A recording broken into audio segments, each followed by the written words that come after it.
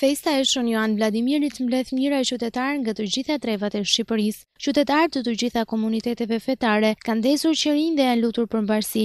Ata kanë kryer ritualin e përhershëm duke kaluar poshtë Lipsanit, arkës që mbante eshtrat e Shën Joan Vladimirit. Kjo festë për disa vitesh është kthyer në traditë dhe mbledh pelegrin nga të gjithë qytetet shqiptare që vijnë të organizuar ose me familjet e tyre. Por cila është origjina e 4 qershorit? Sipas besimtarëve ortodoks, shenjti Joan Vladimiri nisi të predikonte ritet e fesë ortodokse, pikërisht në fshatin Shion. Ndërkohë disa vite më parë, komuna Bradasheshe ka shpallur këtë si ditën e mirëkuptimit dhe harmonisë. Sipas legjendës, por edhe historisë, mendohet se vendbanimi i fshatit Shion nis rreth viteve 1110-1120, kur shenjti nga mali i zi prifti Shën Joan Vladimiri do të predikonte ritet e fesë ortodokse, më pas ky fshat do të mbante emrin e tij. Ndërsa legjenda i jep veçanti festës, qytetarë të ndryshëm urojnë për më shumë paqe dhe mirëkuptime njëri tjetrin.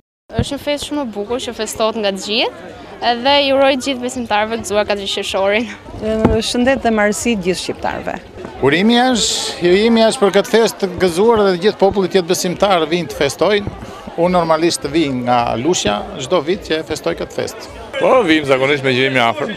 Uroj që populli i Bradasheshit ta kalojë të festë sa më bukur, pas gjithmonë mirësi, paqe dhe mirëqenie më të mirë për njerëzit. Ndërkohë, për mira pelegrin, komuna e Bradasheshit kishte organizuar një koncert festiv. Të ftuar kanë qenë disa prej emrave më në zot të muzikës shqiptare, si Silva Gumbardi, Ylli Baka e të tjerë, si dhe aktorët e mirënjohur të spektaklit të humorit, Gazmend Baja, Besart Kallaku dhe Salsano Rapi. Ata kanë performuar për targetuar qytetarët edhe pse koha nuk i ka favorizuar.